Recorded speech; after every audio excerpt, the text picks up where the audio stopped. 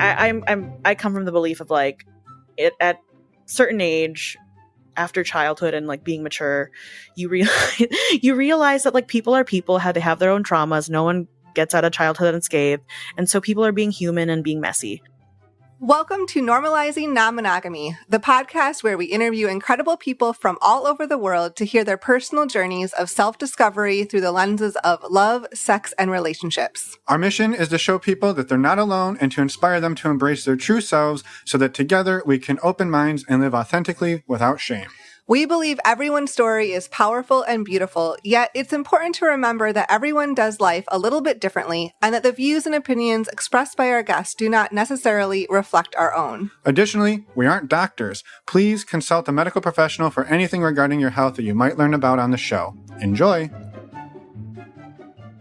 Well, welcome to episode 351. We're Finn and Emma, and as you can probably tell, I am fighting a bit of laryngitis right now. But I'm going to do my best. The show must go on, Emma. Yes. Today we have a beautiful interview with Christa Lei. They also go by Christa, as you'll see throughout the interview. Both are used. They also identify themselves as fat, queer, non-binary, disabled, neurodivergent, non-monogamous and polyamorous, sex-positive, kinky, and a community care facilitator. And that's not all. No, I know. But wait, there's more. No, today we get to have a beautiful conversation with Christa about the intersection of all their identities and how those have shaped their journey in non-monogamy, which began a few years ago, which began about 6 years into their relationship with their spouse as a don't ask, don't tell sort of dynamic, but over the years has shifted more towards a kitchen table poly dynamic. So yeah, we're going to dig into all of that, but Christa also digs into the power and importance of community support and care throughout their journey, which has really influenced much of the work that they also do around teaching people about building community care constellations through their polyamorous journeys. Yes, and they're bringing their work to the Midwest Love Fest, August 17th in Indianapolis, where they're hosting a workshop called The Cosmos of Care, Building Care Constellations Through Polyamory. And you'll hear Christa talk all about this in the interview. But if you want to join using Christa's link and affiliate code in the show notes, you get a 10% discount and also support Christa directly. Yes, and just to be clear, this is a one-day conference in Indianapolis. There is not a virtual option this year, but Midwest Love Fest, just for anybody who's like, that sounds a little bit like Southwest Love Fest. Yes, it is. It is very similar. It is hosted or organized by the same folks who run Southwest Love Fest. This is just a one-day in-person version of that in the Midwest. So highly, highly recommend checking it out. If you're anywhere nearby, that's right. Go check it out. Or if you're looking to burn up some frequent flyer miles. Yeah, go travel to Indianapolis. Yeah, get yourself to Indy. So yes. And with that, just again, a huge thank you to Christa for coming on, sharing your story with us and all of the work you do. And with that, we are going to jump right into the interview right now with Christa for anybody who is a premium subscriber. And for anybody who is not, we're going to do a couple of quick announcements and then we'll get you right into the interview. If you're not familiar with the premium subscription, it's a way to skip these announcements up front, but jump right into the interviews. But don't worry, you still get important dates in the outro. To sign up, go to our website, normalizingnonmonogamy.com, scroll down on the homepage and you can sign up there. The main date we want to remind you all of is our in-person community retreat happening September 13th to the 15th out here in the San Francisco Bay Area. That's just about 6 weeks away. And we're excited. Easy on the laryngitis there, I know, Emma. we're really excited. We're super excited. We've got probably 50 to 60 people joining us out here in the Bay Area for a weekend of amazing workshops and activities. If you would like to learn about what that looks like, you can check out on our website under the community tab at normalizingnonmonogamy.com. There is a link right there at the top of that page that has a PDF that lists out the entire weekend and what is going on. And down below that, you can fill out the application in about 5 to 10 minutes to join our virtual community, where you will then be surrounded by about 300 of the most amazing people you'll ever meet in your life, some of whom are going to be out here in the Bay Area, and some of whom you'll just get to interact with throughout the month, throughout your days, being part of the virtual community. You can also join the virtual community, even if you can't make it in September. Just a shout out for that as part of the virtual community, you get access to monthly Q&A calls, a monthly women's group, men's group calls, and ongoing support in Mighty Networks. All for just $5 a month. Exactly. So we'd highly, highly recommend checking it out. We'd also love for you to check it out because we love meeting new people and we love this community. So thank you, as always, for listening to us brag about it and talk about it. It is just the lifeblood for us these days. It is amazing. The last thing we want to remind you all about is our favorite way to get tested for STIs. If you're out in the world, going to conferences like Midwest Love Fest or coming to retreats like ours, or just moving about the world in a sex positive and open-minded way, we believe that it is important to know your sexual health status so you can communicate that to all of your partners so everybody knows what's going on. And the way Emma and I do that is using a service called stdcheck.com. There are links in the podcast show notes or on our website under the resources tab. Using the links there will save you 10%, which brings the cost of a 10-panel STI test down to just $129. It also helps support the show financially, which we are super grateful for because that's how we get to keep being here, doing this and bringing you amazing interviews. Yes. Thank you for doing most of the talking. Yes, you are welcome. And sorry to everybody listening that I have to do most of the talking. So one more quick reminder, head over to our website, click on the resources tab. You'll find tons of other resources there, plus links to save yourself some money on STI testing. And again, thank you for that. And the very last thing for real this time, we would love for you to send us an email, send us a voicemail. You can find out how to reach out to us over on the Contact Us tab of our website, again, at normalizingnonmonogamy.com. Yes, please reach out. Any feedback you have, or if you would love to come on the show, you do not need to be a presenter at any conference. You just need to be you, willing to share your story with the world. So please reach out. We'd love to hear from you. And with that, here we go to talk to Christa. And don't worry, we recorded this interview a few weeks ago, so my voice is normal. Your voice is normal? In the interview with Christa. Ah, perfect. That's a good point. Very good point. Emma doesn't sound like this for the whole interview. All right. But I'm excited to have everyone listen now. Welcome to the podcast. We are super excited to have you here today. We're excited to hear your story, talk a little bit about the work you do, and just have a wonderful conversation. It's a Friday afternoon, and we're looking forward to a great conversation today. So welcome. Thank you so much. Yeah, Fridays are Venus's days, so it's great to have a connection and to be able to speak about, non-monogamy and the ways that we relate to each other in our community that we're part of. So thank you so much for having me. Yeah. Totally. Well, maybe let's just start with having you introduce yourself. We introduced you a little bit in the intro, but fill in. What do we need to know about Christa to have to frame the conversation today? My name is Christa. I am a fat, queer, disabled, neurodivergent, non-monogamous, sex positive, kinky community care facilitator. I've been referring to myself recently as a liminal doula. So a lot of the work I do is in community, one-on-one or in education. And I try to build safer spaces for people, especially within like the queer and disabled communities, but a lot of them are overlapped. And I also write and provide free resources based off of like my disability. And I'm also chronically ill. So that's the disabled part. So I'm disabled, I'm chronically ill, and a lot of the ways I view community and the work that I do one-on-one with people is based off of building these relationships and being able to build intimacy, and how do we as a community take care of ourselves and how do we resource each other. So that's kind of the work that I do. I've been more involved with it, but I've worked in healthcare before, and now I'm starting to be more open about my non-monogamy journey after not being like out for a while. So this is interesting, and I'm very happy to be doing this work and being able to speak with you and talking about my story. Yeah, I'm excited to dig into it a little bit more. And I think I would love to really tie the community piece in at some point, because we're huge community advocates. Anybody who heard you say community probably rolled their eyes because we talk about it so much, but that's perfect because that's what we're here for. But maybe to sort of like set the framework for that, can you kind of take us back in time to where like non-monogamy came into your life for the first time? Like, where was the first time you really got exposed to it? Sure. I mean, I think when you're single, especially in your, I guess, late teens, early 20s, when I was in college, I started to realize that dating is kind of like, I mean, it is non-monogamy.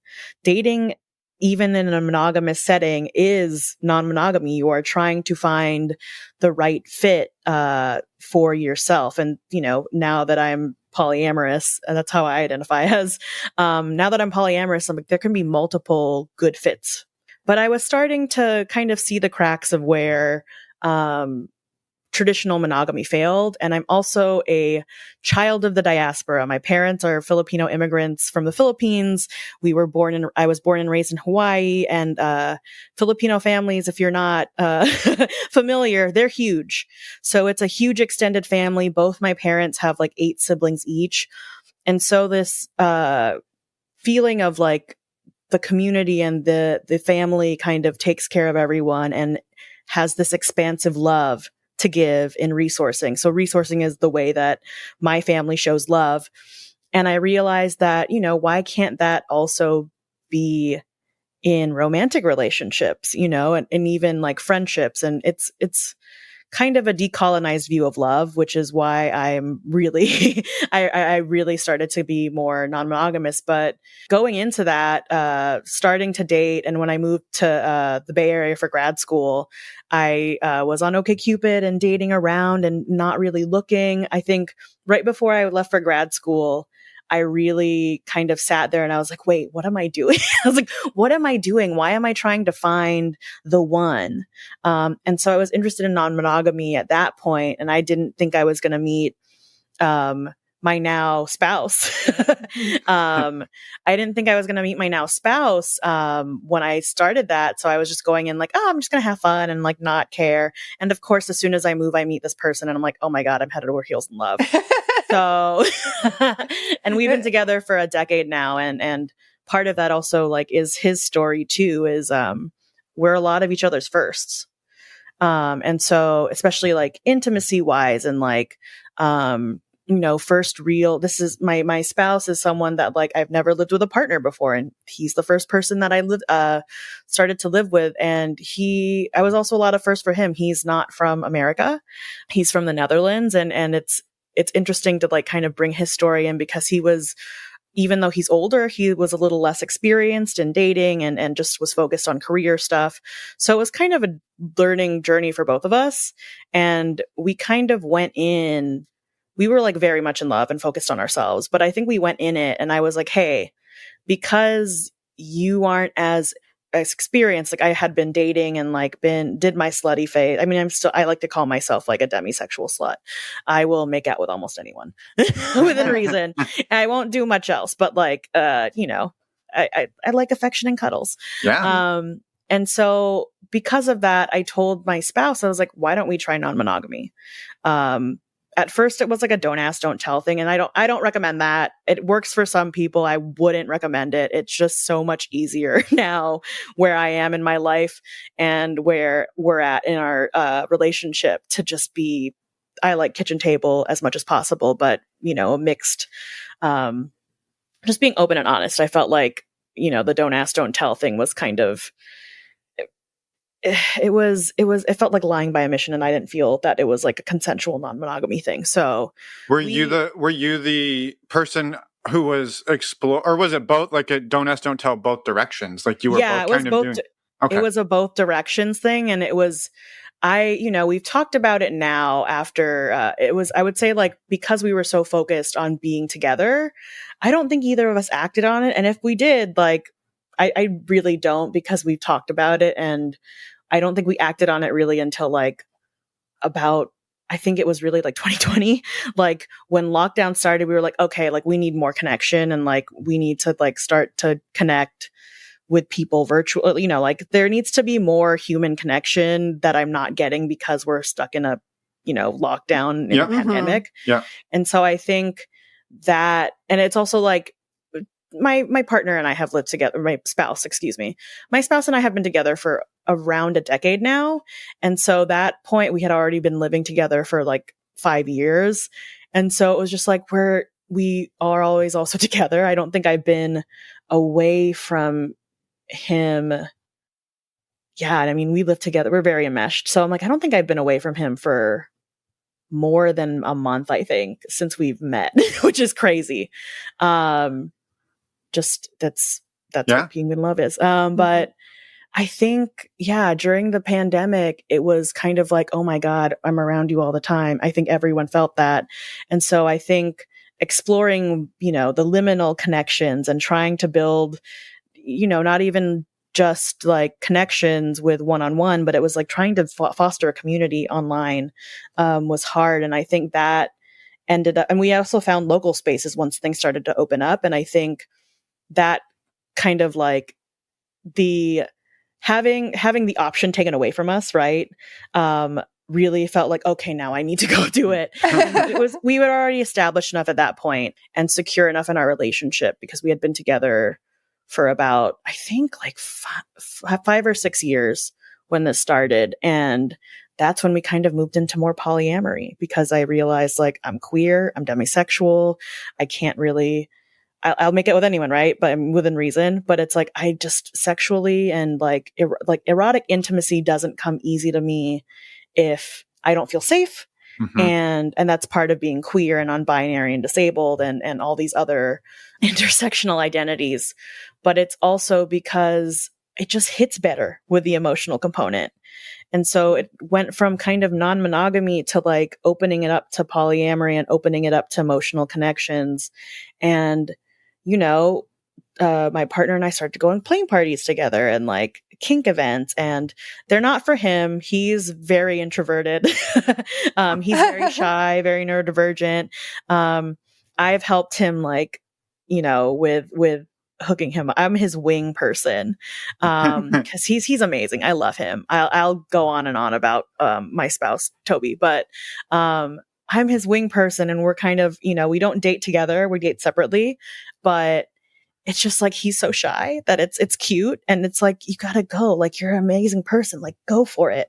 And so I think, and it's also like, I started meeting people and I fell in love with someone. And, it was, I think, uncomfortable at first for him to experience that. And he's never been a jealous person, but, he also had his moments and we got really close over the last like 3 or 4 years practicing this, form of non-monogamy. We're polyamorous and we prefer kitchen table. And, I have another partner who's a comet partner who lives, in the Netherlands, who I met during the pandemic. And then we met in person because my spouse is from the Netherlands. My comet lives there. We had this connection and we're just like, it's a weird connection. No one understands it. And I'm totally fine with that because it worked for us. Yeah. And then I'm actually going through like kind of a partner uncoupling with my long-term serious partner that I mentioned.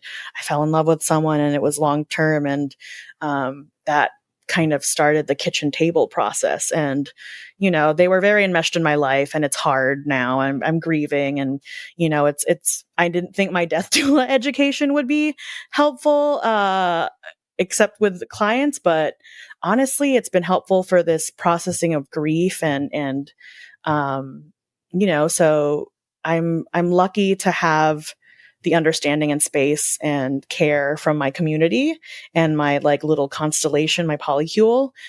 Toby's been great. And, my comet partner's been great too. So right now I would say like non-monogamy looks like a lot of healing and a lot of maintenance of the connections I already have. Yeah. Like it's hard. Yeah. Yeah. And I love my question was going to be a few minutes ago is, can you describe what it looks like today? And you just fell right into that. So thank you. Yeah. Of course. And I, the honesty behind that too, like right now, this is what it looks like. It's was different, and it has been quite the journey, and we definitely want to dig into more of that. But like for right now, this space, I imagine that the community that you've built, as you just mentioned, over the last several years is what is helping you with this transition as well. Yeah, no, they've been wonderful. And part of that was just being able to have those in-person spaces again. But at the same time, like I said, I mentioned like a big part of my story is I am disabled. I have lots of chronic illnesses. I can get sick easily, and I'm also neurodivergent. So like, and I think a lot, honestly, to be fair, like I think a lot of people who are non-monogamous are neurodivergent. Yes, I feel like it's a superpower for us because but it's also, there's a book by Resmaa Menakem called Monsters in Love, and it's kind of, I like it as a resource for interpersonal dynamics and relationships. It is a little like cis mononormative, so I don't recommend it for that. But there is something that he says where it's kind of like, the reasons you fall in love with people, those qualities are also the things that are gonna cause issues in the relationship. And so it's funny that like for neurodivergence too, and neurodivergence is like, we can hyper focus on like, that's the new relationship energy kind of thing. And so I think it's just funny in that aspect of like, it works so well. Like we really care about, and for me, my experience of like having ADHD and like falling in love is like, yeah, I hyper focus on new relationships to sometimes the detriment of my other relationships. And I know that now. But I just think it's funny that, something like that is like, yeah, I fall in love with this person because like they're so attentive to me. But at the same time, like when they meet someone new, it's hard because it's like you have to deal with the managing of emotions. And that kind of happened. Like I said, my spouse really isn't a jealous person. He's very chill, very calm, very cool and collected. And I think when I started dating my ex, and I was also dating like a bunch of other people at that time, I think it was just like, I'm hot. I'm hot. I feel wanted. I want to flirt. I can actually like go out and meet people. So I was dating multiple people at once, and Toby was sweet man. He's not little. He's a very tall person. The Dutch are very tall people. It was very surprising because he was like, hey, when you've been with someone, and I'm sure you two relate, you kind of know or you kind of can guess their feelings by the way that they move and their body language. And so I was like, are you okay? Like, what's wrong? And he's just like, like I'm like, he's like, I don't know. And I'm like, no, tell me what's wrong. And he's like, I'm a little jealous. And I'm like, oh, why? And he's like, I just feel like I'm not getting enough like touch, or I'm getting enough of attention. And like, I really want to carve out more time together. And I was like, that's all you had to say, babe. Like, it's something that doesn't occur to you in monogamy, especially like the way that we were practicing non-monogamy too, previous to the kitchen table dynamic. It's like, you don't realize that, until it happens, right? Like it's opening up and being in these kinds of relationships can get really messy. And I wish it wasn't as messy, but one of the things I really tell people and clients and like community members is like, it's really hard to relate to people. We all want our own, we all have our own desires and wants and needs, and that's going to clash with what someone else needs. So you either have to bend and be flexible, or you have to compromise. Yeah. And it was just really, I think that moment where he was just like, I'm jealous and like, I need more attention. And I'm like, oh my God, you're stating a need. Thank you so much. Thank you for taking care of yourself. Yeah. How can we do that? So it's been a journey for me, and he and I were talking because we will make 10 years together in September. And we were just like, this is so weird. Like, it's such a weird milestone, but it's also like, and it's just, he said like, since you started dating this other person, that's when we got really close, because like, you're confiding in me in all these things. And, when we were doing it, the don't ask, don't tell way, he was just like, I didn't feel as close to you. But now, like, you're confiding in me in these things, and we have more intentional quality time together, even though we do live together and like really are never really, because he works from home and I work from home. So we're together a lot, but it was also like, okay, making that space to actually intentionally do things together, without draining us. Because, I'm at 2 people right now, I'm polysaturated. So, and that's just what happens after a breakup and also just health issues. So Yeah.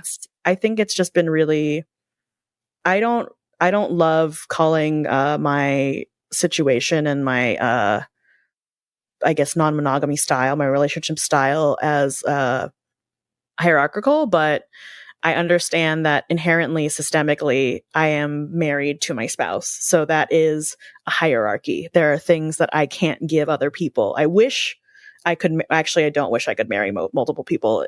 Weddings are hard.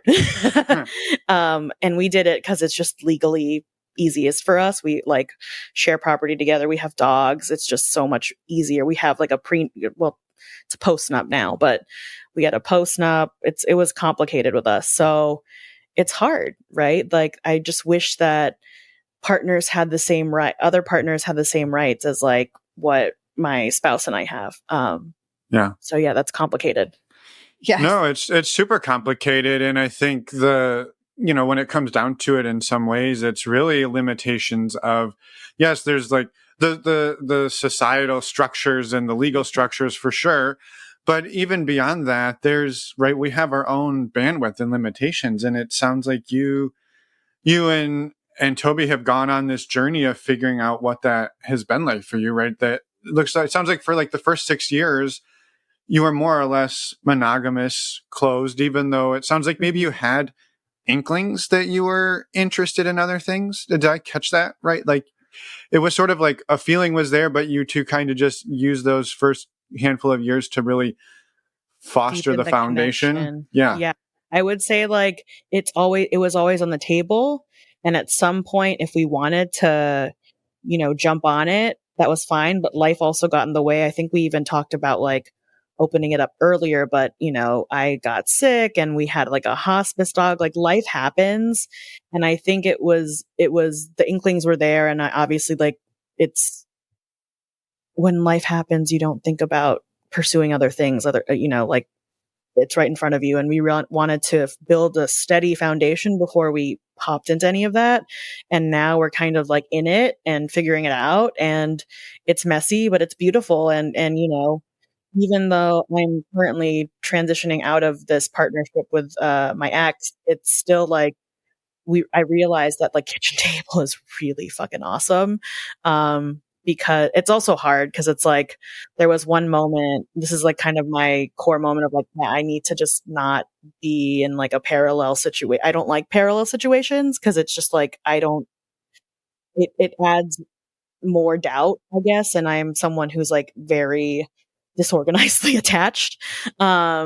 Except for people that I've obviously deemed to be safe. And that's just because of like trauma and like dating other people, like life happens.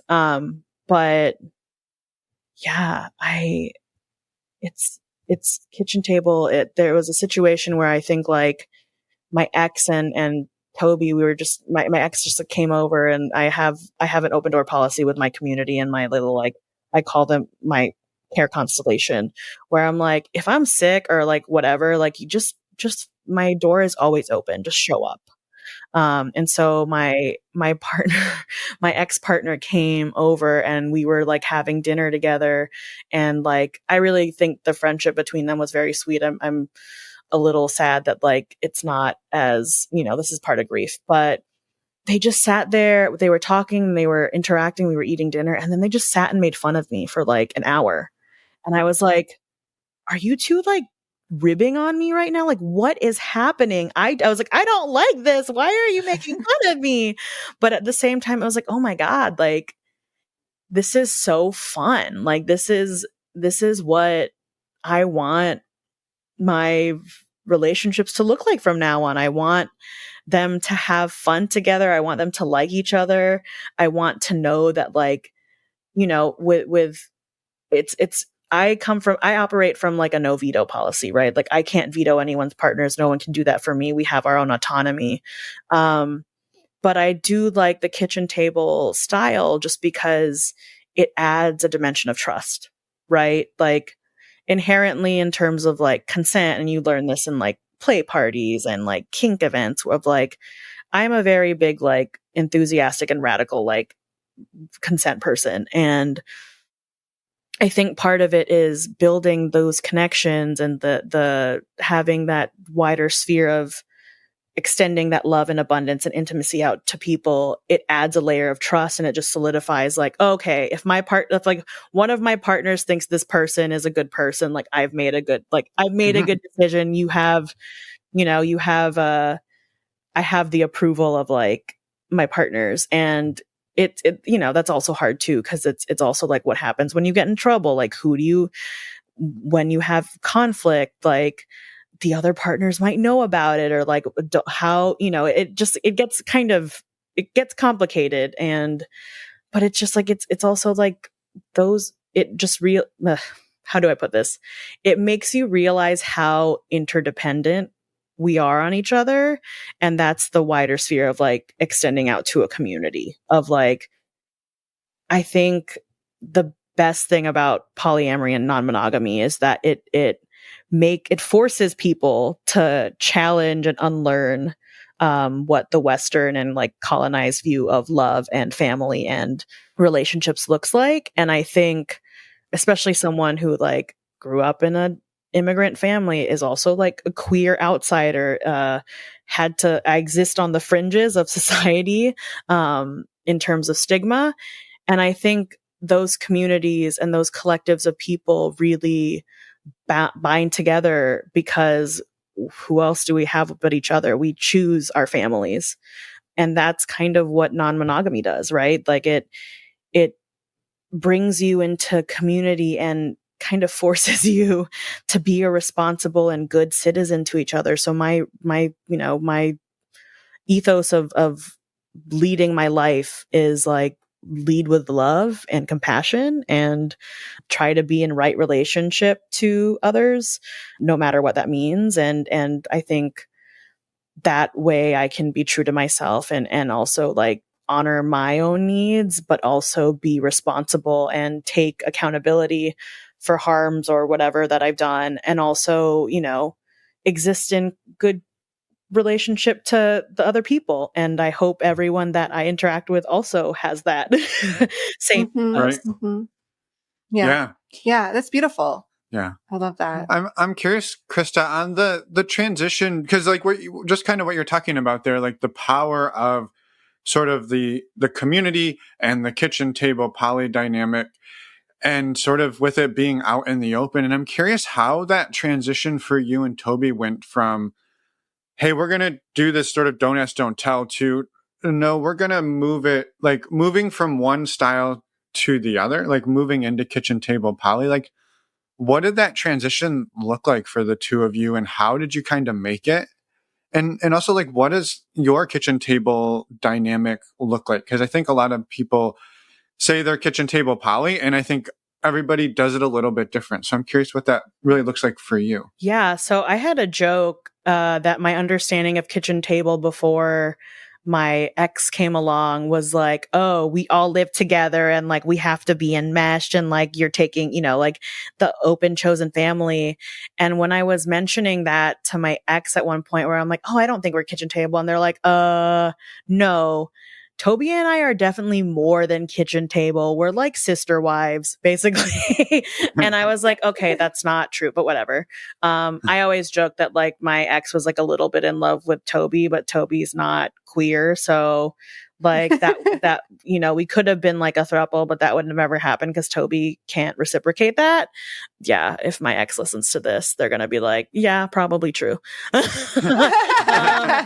But yeah, I think I think for me, kitchen table, and it's a mixed thing, right? Like I prefer kitchen table dynamics in my relationship with Toby, but like my comet partner has like a primary partner, and obviously because that they're in the same country, and I don't know her, I know she exists. I don't know her personally. And it's just because we haven't had that interaction, and also just the long distance. It's like, with the long distance, whenever my comet partner and I try to see each other, it's like, okay, we make time for ourselves. We're not gonna, mess around with that. I will say that, like, like with Toby, with Toby, it was very funny because, Toby and I, when we got married last year, and we had 3 different events, because Toby's from the Netherlands, we live in New York, and I'm from Hawaii. And so we had a Dutch celebration. We had the actual legal marriage in New York City with a bunch of our friends who couldn't come to either of the receptions. And then we had a big blowout at home. My parents were very happy about it because they're like, we didn't get to throw in for your brother. And yeah, it was so funny because the only time I could see my comet partner in the time that I was in the Netherlands was the day after our reception. And I was like, that is a little weird. That's a little weird. And it shows like how patient and how kind and how loving Toby is, of like, the day after my first wedding celebration with this spouse, I'm gonna go off and I'm gonna hang out with my comet partner and like go on like a little staycation with them. So it's like, that's the kind of relationship that I have right now. And I think, I would love to meet his partner eventually, but we'll see how circumstances turn out. And I think with others, I try my, it's also, it depends, right? Like I strive for open and honest communication.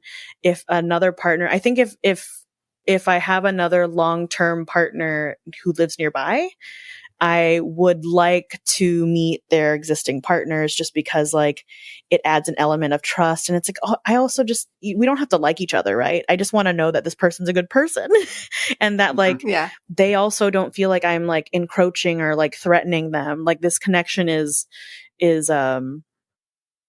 one that's serving us in some way. And I know it's been hard for like, I did have, when I was dating someone, and it was just like going through, like, it was just very like emotionally turbulent. And I was dating my ex, and then I had Toby, and then I had my comet partner. And then I was really like head over heels for this other person. And it was interesting to I think my ex didn't meet this person, but Toby met the person I was dating that I was having like issues with. And my ex would be like, why are you still dating this person? They exhaust you. Like, why? Like, every time you talk about this person, like, you get so tired. Like, just dump them. Like, they would be like, dump them. And I'm like, why are you saying that? And then it was really like Toby in this situation. Toby like saw me after like a 2-hour call with this person. Yeah, I know 2 hours is a long time to process feelings, especially like at a distance. Oh, we've been there. We understand. I mean, even with each other, it's 2 hours is a long time. Yeah. Then, just in general. Yeah, exactly. But it was a 2-hour phone call with someone like I wasn't even like really partnered with. It was like a very nebulous situation. And Toby came in the room, and Toby looks at me and was like, did you just wake up from a nap? Like, what? Why do you look so tired? And I'm like, I just got off the phone with this person. It was 2 hours. And he's like, I've never seen you have to take a nap after a phone call. And he's like, what went on? And when he told me that, I was like, okay, yeah, no, this is not a good connection for me. Like, I'm exhausted. And I think having other people look out for you, and especially when you're so caught up in someone and really like someone, it's so hard to not get swept up in those feelings, that new relationship energy. And it's really, I really trust the people in my life who love me and know me well to call me in gently and be like, hey, like, are you really, especially because I'm disabled, they're like, is your body able to handle this right now? Are you able to actually take care of yourself and fulfill your needs? And, people read Polysecure by now, I'm sure. Like, if you have any insecure attachment style, like, of course, you're going to have issues. So yeah, it's been a beautiful journey so far, but so messy. And I think Yeah. we just have to have compassion for each other. And, you know, it's hard. The And the messiness. messiness, Yeah. right? You got to exist in Yeah. it. Yeah. I mean, relationships in general are difficult, right? And then adding, I don't know, just adding multiple of them to Yes. navigate is just more messy. It's just it just adds some complication, and you have to be graceful with yourself and with your partners on that. Yeah. Because it is messy. Yeah. Well, and I think too, right? Even if you had, let's say, the most secure attachment ever, I imagine for most of us, we have wounds, we have ways that we are insecure or have different challenges. And I think the nature of what we often do in polyamory is you meet somebody new who fits into some like part of you, and it often like lights up a part of you that you didn't even know existed, or it hits on some like vulnerability you didn't know existed. And so you could be like walking through the world like, I got this shit figured out. I have my 3 partners and everything's groovy. And then you meet somebody new who's like stomping on something you didn't know was there, and you're like freaking out, and everybody else is like, who is this? For what's happening? Who are you? Because you're like, I don't know. I've never experienced this before. Like, and it just comes sort of out of left field sometimes. Yeah, it's also hard too because, and this is one of the challenges of being kitchen table, right? Is because everyone is so enmeshed and so involved. It's not only grieving, like, I'm not only grieving with this breakup, like the number one, like the partnership and the relationship. I'm also grieving the fact that like this person was one of my best friends and they integrated themselves into the community. And so it's like, we also have overlapping communities. The queer community is not small. The polyamorous and non-monogamy communities are not big either. And so it's, you know, we're going to date some of the same people. We're going to run into each other at parties. We, you know, and I think this is also one thing I've learned is like with polyamory and with non-monogamy in general, you got to talk about how you break up. Like even beforehand, I think that's very helpful to be like, this is how I act in breakups. And like, this is kind of who I am, but it's also grieving, you know, I know it's hard. Like one of the things my ex and I talked about when we broke up, and one of the things they said during our couples therapy session where we broke up was like, you know, I'm going to miss hanging out with you and just loafing with you, but also like hanging out with Toby, right? Like they are also losing this friendship. They're losing the connections to my other friends. When we broke up, it was really like, how are we going to do this as carefully as possible? And I obviously like, I care a lot about them and I love them and I you know, I really want to see them do well, and it's not our season, right? But it's a lot of grief on many sides of like, damn, like there are so many things that I can't just call them and share. And it's like, you know, I went to see, you know, that Wu-Tang album that's not out. Yeah. Familiar enough. Yeah, I've seen the headlines about it. Yeah, so they have it on tour and they stopped in New York, and my ex is like a really big fan of like Wu-Tang, but also just rap in general. And it's like, it was free. And I was like, oh my God, like they came to New York and I was like, oh my God, like this is something that like I would take them to. And it was so hard that like I couldn't take them, but I took my spouse and it was amazing and it was dope as fuck. And it was dope. If you have a chance to listen to it in a big setting, it's amazing. I have nothing. The mix was awful. But the actual tracks were good. But it's like, those are things that I share with them. And it's hard because it's like, I lost one of my best friends and they also lost their best friend and this extension of community. So, it also just shows like how intertwined and intersectional all the identities that I'm part of, and these communities and collectives, are also so it's expansive and it's also so hard. Yeah. Yeah. Well, I love that you said like thinking about sort of planning for the breakup, right? Or planning for the end of a partnership. And I think that's something that it's not super fun to do when you're just like getting to know somebody, to be like, hey, I know this is like date number 2, but let's like think about what's it going to be like if we break up in a year or 2 or 3? Yeah. And it's probably not realistic to do it quite like that. But I think what can happen is as you start to get closer to somebody, thinking about some of these things, or maybe even before you escalate a partnership, I think one of them is community and saying, okay, we are part of the same small community. This is your like main support system. It's my main support system. So if we go into a partnership together and it doesn't pan out and one of us has to leave, like there's going to be, it's not just our partnership that ends. It's my main support in my life is going to have to change. And so maybe that's not worth it, right? Maybe that's a thing that you rethink and go, well, I really like this partnership, but like the risk to our well-being and our community outside of us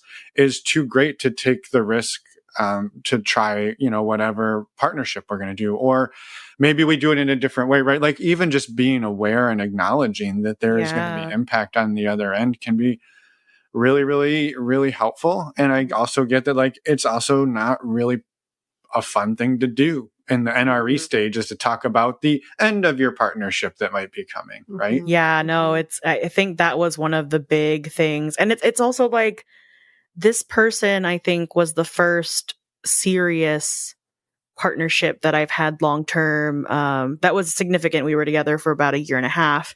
And it was like the first close long-term relationship that I've had. I've had other people that I've dated for long terms and, shorter relationships, but it's hard because it's also like, you don't know these things until that, like you said earlier, it's like, you don't know until someone else opens up something inside of you, that it's like, oh shit, like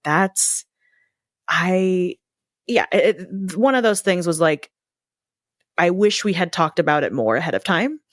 And I also wish that we had prepared ourselves. And I kind of saw it coming. I'm going through a lot, and like, I could see that our relationships are, our desires were like veering off, and I was trying to do, I hate the word de-escalate. I think it's silly because I just don't believe in the relationship escalator, but we were trying to like de-escalate as care. I was like, I'm pretty sure we're going to de-escalate. And then it just, a lot of stuff happened, and in the messiness and being human of it all, it snowballed very quickly. And I wish that wasn't the case, but it is good that like, I love, and I also don't know if people understand how like femmes especially have been socialized. I am non-binary, but I have a lot of femme friends. I am very queer, and it's hard because it's like a lot of femme friendships. And this is something that even in monogamy I've dealt with, of like, if you have femme friends and you're socialized as femme, I come from the belief of like, it at certain age, after childhood and like being mature, you realize that like people are people, how they have their own traumas. No one gets out of childhood unscathed. And so people are being human and being messy. And it's funny because when you have femme friends, no matter what, if you break up with someone, they're in the wrong. Like, your femme friends are like ride or die. Even if you did shit wrong, they're like, yeah, no, it's fine. Like, they're fucking evil. And it's like, no, that's not, I get it. Like, you're trying to cheer me up and be there for me. But like, we have to be compassionate and like, and not to say that like I haven't been petty privately or whatever. Like, I can, like, those are my feelings, but as long as I don't endanger the community and like the spaces that we built, and I don't want them to, I think I don't ever want anyone in my life to ever be unhappy. And like, that's part of also non-monogamy has brought me of like, relationships aren't failures, right? If they end, they're just, you're not in the right season for each other. Time is like cyclical. My ex is like a really very smart, very intelligent, like philosopher, and like has this motto of like, clock time is the enemy. And I'm like, yeah, because time is actually really cyclical. It goes in cycles, and like, maybe this isn't our season, but maybe another one is. That's my hope, in the end. But I'm hoping that after all the healing and integrating ourselves into community and finding what works for us, that eventually they'll be part of my community again after, we both process, but it's still so fresh. So I don't know if you've had that experience as well of like, sometimes it's good to like step out of it and then go back in when you're ready. And there is a difference, I think, too, between like a collective of people versus a community where like they can overlap. But, you know, I do think a lot of, I'm more focused on building community than being part of a collective right now. It's, you know, collective for me, what I've heard is like the vocabulary used is like a collective of people are like people who gather together. They have their own interests, but they're bonded together over something. And the community is like, community can exist within the collective, and community, which I think we're all part of, because we're all kind of, we're both collective and community. Collective is like people having their own goals and like their own agenda. Community is the entire community is kind of set and doing things to get this community goal out and these community values out. So there's a difference to me, and I'm kind of in this very, I think it's not that radical, but maybe I've just been so radicalized. Of like, I'm very abolition focused, very intersectional, decolonize, anti-colonial, anti-capitalist sentiment of like, that's what I think polyamory and non-monogamy is kind of an antidote to, is this Western individual sentiment. And our ancestors, you know, lived together as community members and communal care, you know, like watching people take care of families together is a beautiful thing. My brother and his wife have a baby. They're monogamous, but like seeing the ways that my parents and like their relatives have like shown up, you know, like my nephew has like nannies who are like family members who take care of him. And it's kind of like, that's, you know, like that's the kind of, they're not even non-monogamous. And like, that's the kind of shit I want for my life.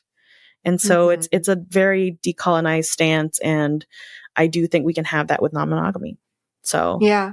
you know. And I really love that you've brought in so many pieces, but that people can find that community. Like non-monogamy is one way. Yes. It's not the only way. No. The example of your brother and your nephew and everything, like that's the way that works for them. Yeah. Cool. Like that's amazing. And non-monogamy is a way for some people to find that community and to find those people.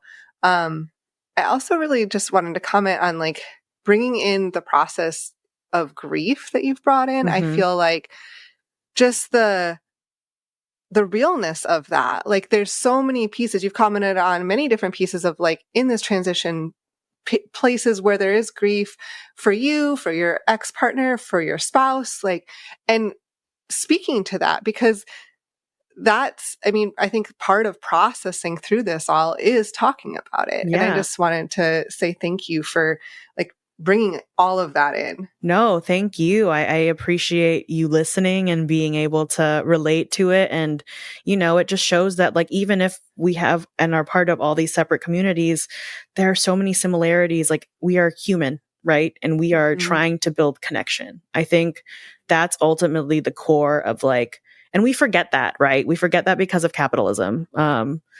And we're so focused on being productive that it's like, we don't really need to be I mean, we do for money, and we exist under a structure that forces us to, but it's like my family builds community through being there for each other and resourcing each other. This is also why I do the work I do. It's like, I've seen my friends, like I sit with like peer people too. And like, we talk about non-monogamy, and I've recently become the elder friend who like everyone goes to for relationship problems, which I think is crazy. You know, like I'm sure you've dealt with that too. Having this platform is like, now you have all your friends coming to you and be like, oh my God, I'm in this situation. What do I do? And it's like, I don't know. I'm not you. Like, I can tell you what I would do in that situation, but you're your own person. So like, do whatever you want. But it's like, I just want people to know, and this is actually what I'm presenting about, of like utilizing these very radical things. Like I'm disabled. And so I use a lot of disability justice framework, and like disabled mutual aid, is part of the thing of like, there are so many ways to be in community with people and showing up. It's like the way that I show up for my friends and my loved ones is different from the way other people are going to show up for their friends and loved ones. And that can be as simple as like sending a meme. You know, like sending a meme. I have also a group chat with my friends every morning. We just check in with each other and we're like, hey, squad, how you doing? Like, how's the fam? How is everyone? And it's like, those people I consider to be part of my polycule because they're my queer platonic partners. They're people who I co-conspire with. And so it's like building these networks and communities is not isolated to just romantic relationships. It is also extended out to the wider sphere of like, my friends are part of my life. They're part of my chosen family. I will give them the resources they need because I know when I am down and out, that, you know, like I give them what I need or what they need because I know when I've seen it, right? Like I've seen it in this grief is like, I've had friends come over. I've had friends come over and give me little treats was what I call. I talk about like, I'm kind of like a dog where I'm like, I'm single-handedly fueling the little treat economy. I think everyone deserves a little treat, just for existing. So during the breakup, it's like, I've had people like be like, hey, what's up? I'm going to show up. What kind of boba do you want? And it's like, you don't have to get me any boba, but it's like, okay, you're trying to give me a little treat. Fine. Just come over, get me the brown sugar. Like, you know, like it's the little things that I think make a huge difference after a while. And, you know, I think that in the spirit of community, especially because, right now we're recording this and it's the end of Pride Month, but it's like being part of these like, and I would even say like non-monogamy itself is a kind of queering of relationships. And so I think a lot about how proud I am and how happy I am that I'm still in the process of unlearning this cis-het mononormativity that society inflicts upon us so that we can live, not just me, but like my hope is for everyone, can live in their most authentic, true selves and be happy to relate to others and know that they have a system of community that's behind them no matter what. Yeah.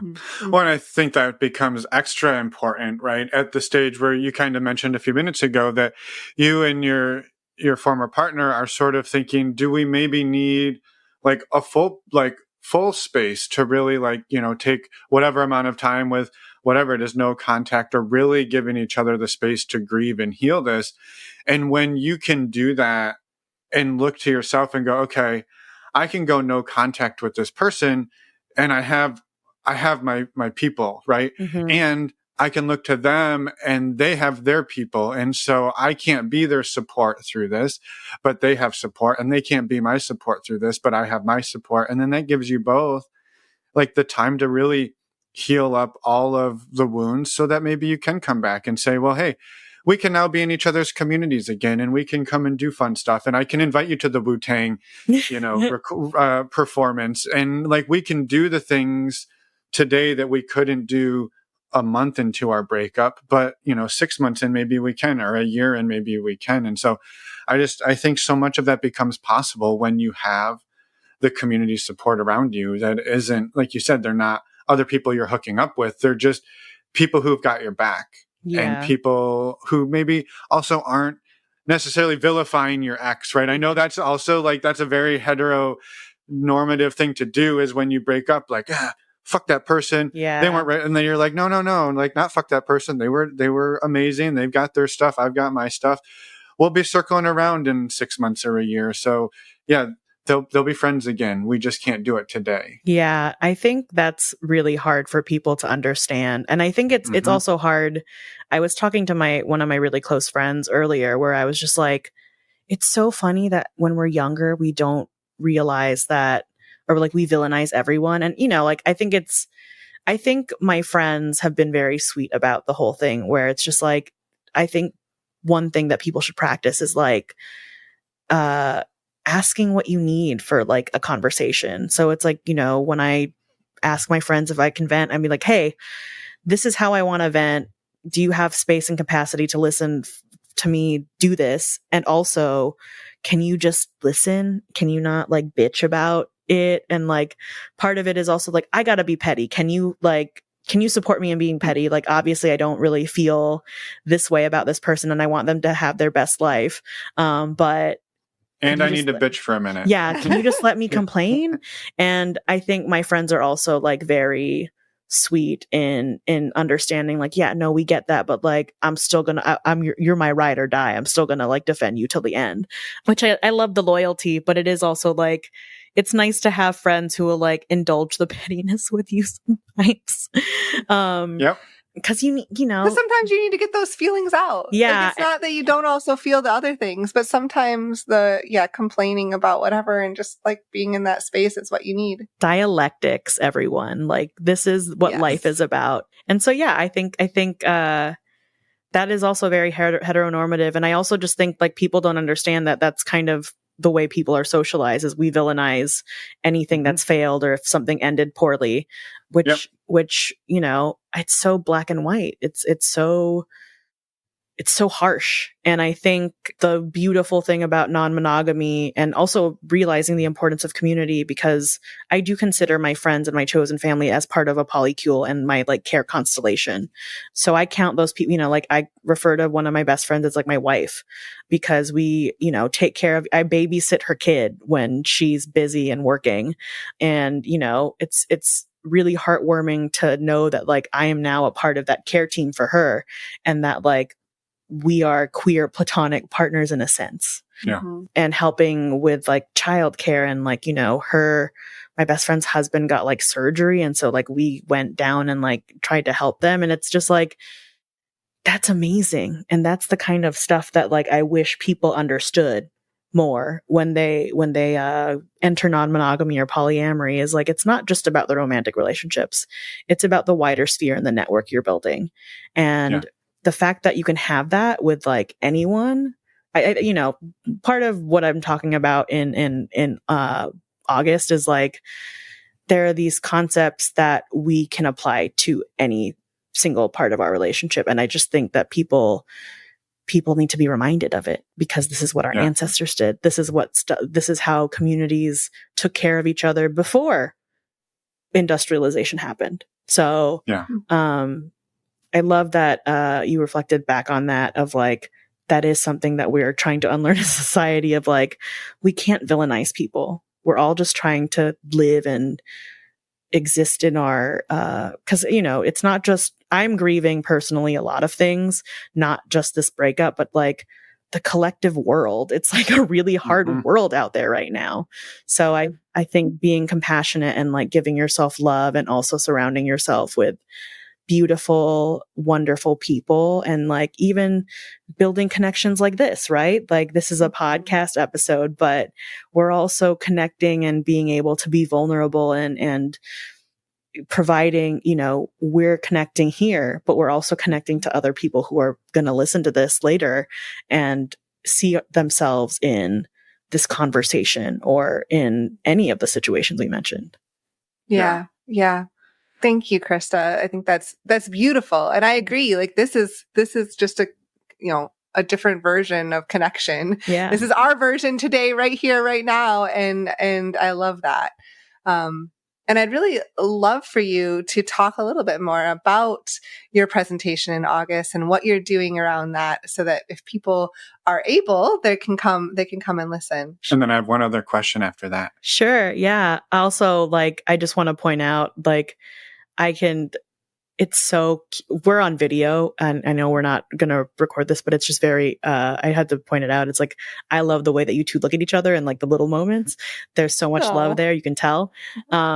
So we'll leave that in. Yeah, leave that in. They each other very lovingly. I caught Finn looking at Emma, and I was like, "Oh, that's love." That was very sweet. I only look at her with loving eyes, right, Emma? Always. Tell them the truth. Not under coercion or anything. No, Right.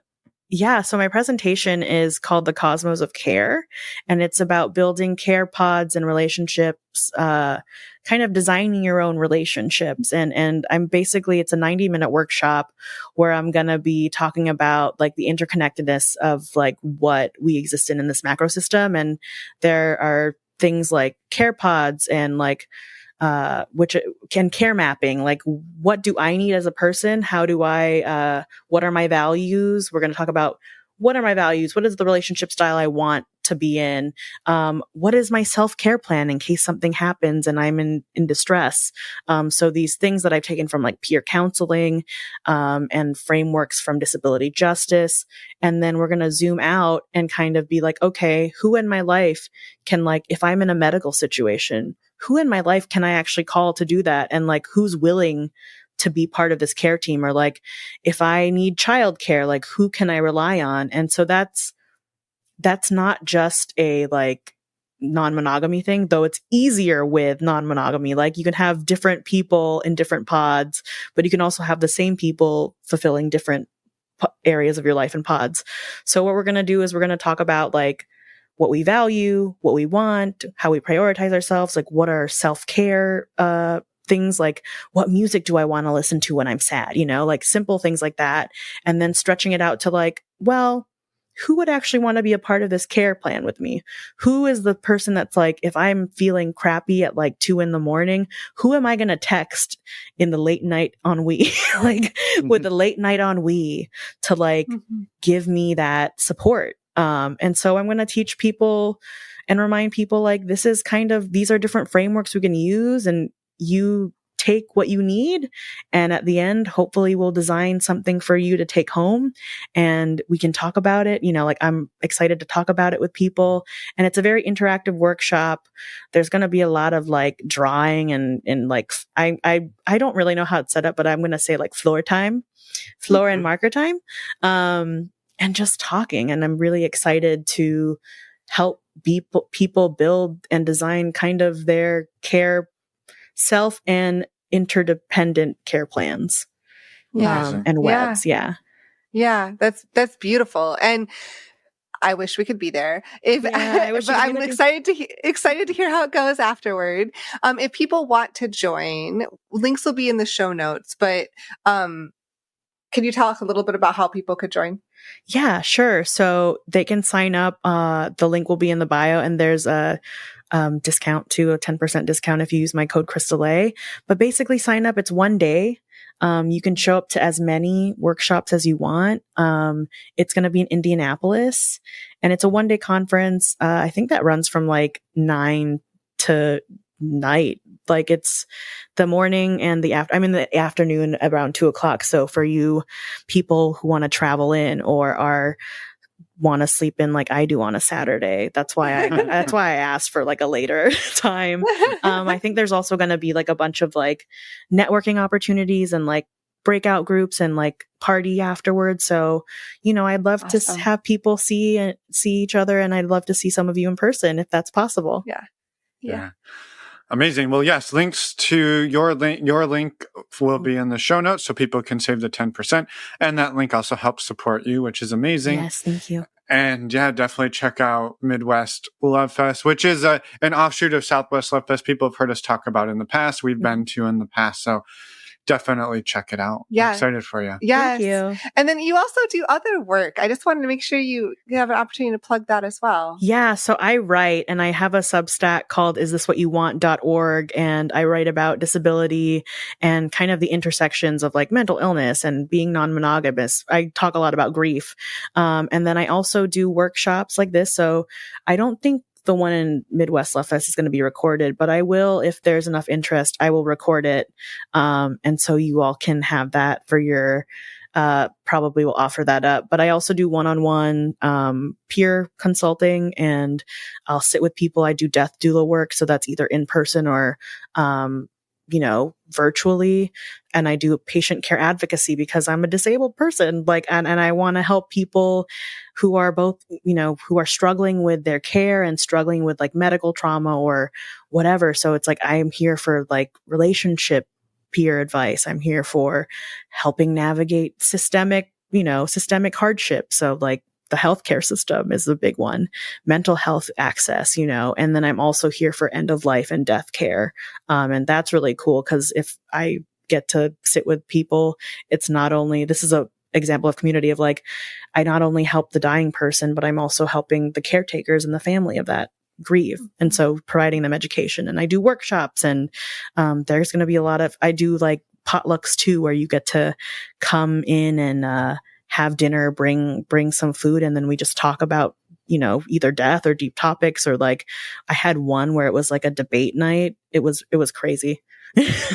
So it's really nice. I have all those community things for offer, and those are New York. But I'm offering them online too, and that's at christalei.me. And my Instagram is at @subkrista. So hopefully I get to connect with you all there, and I'm very responsive. So I love emails. So email me back. Awesome. Perfect. Awesome. Yes. And links to everything that you just shared will be in the show notes as well. Yeah. Yeah. And my last question, maybe just to kind of wrap up today, is curious about, like, if you along this journey have come out and shared this with your family, and you've talked about how big your family is and how big Filipino families are, and also like their focus on community. And I'm just curious how that's gone, and if that sort of community vibe has sort of like enveloped what you're doing. Yeah, so it's complicated. I'm very much out in public. And I think, in my culture, it's a culture of avoidance, but I don't openly talk about, who I'm dating or whatever, unless they ask.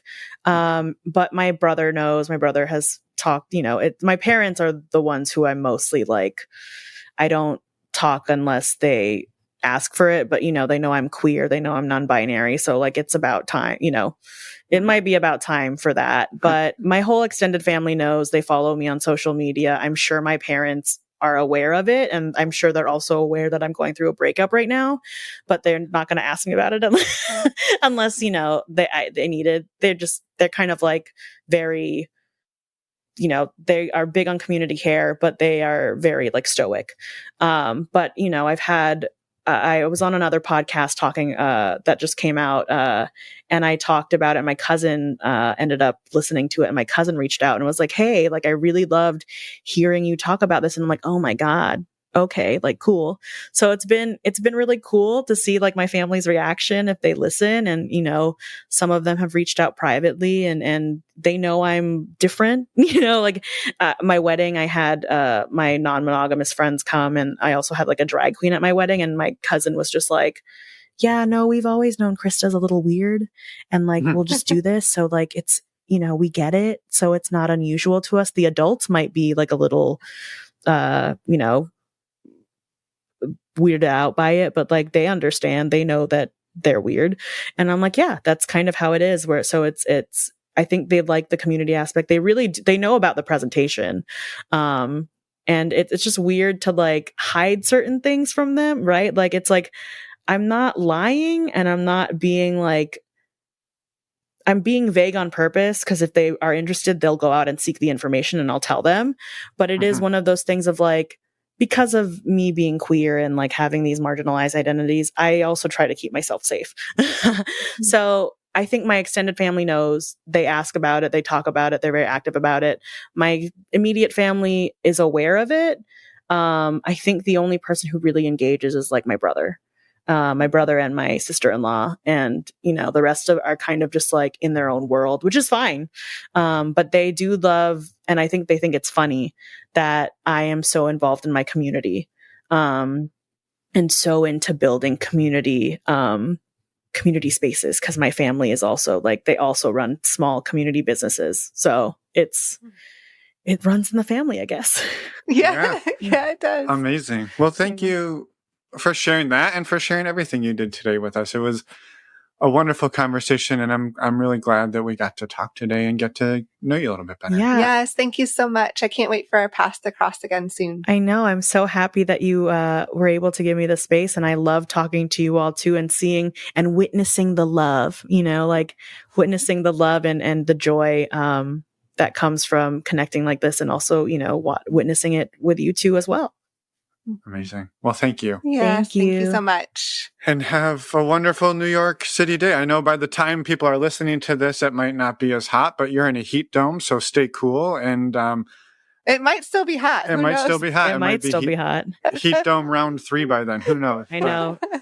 And enjoy your summer, and we'll be in touch. Thank you so much. Have a great rest of your summer, and I hope it stays cool. Thank you. It guarantees to be perennially cool here. Yeah. So perpetually cool here. Yeah. Awesome. Well, have a wonderful day, Christa. Thank you. And we are back. Thank you so much, Christa, for everything that you shared. It was a delight to talk to you today, and we're so excited to hopefully send people your way to your workshop at Midwest Love Fest, August 17th in Indianapolis, Indiana. And a reminder to anyone listening, you can sign up for Christa's workshop and to join Midwest Love Fest and get 10% discount by using the links in the show notes. Yes. And just echoing Emma's gratitude on my end, and also a little bit of disappointment, Emma. I thought after the interview, your voice would be better. Right? I would hope so. I don't know what happened here. Or feel like we're going backwards. So yes, thank you, Christa. It was wonderful to chat with you, and we look forward to sending more people your way. Please check out Christa's work. And just a quick reminder, we would love to have you come join us out here in the San Francisco Bay Area in about 6 weeks in the middle of September 13th to the 15th. We are hosting our in-person community retreat. For more information, please head over to our website, normalizingnonmonogamy.com. Click on the community tab. You'll find there a link to a PDF that talks about the entire weekend, plus information on how to join our virtual support community for $5 a month. And we would love to see you in there. And a quick reminder, if you missed it, last week on Friday, we released an episode, an Ask Us Anything episode all about compersion. So you're going to want to go back and listen if you haven't. Yes, it's a fantastic conversation with our friend Marie Tuin. Check it out. And Miche. And Miche. Yes. Yes. All right. And with that, we are going to tell you that next week we have another amazing interview with the lovely Jen coming to us all the way from Scotland. And we're super excited about that conversation. So we will see you all in a week. And until then, bye, everyone. Thanks for listening.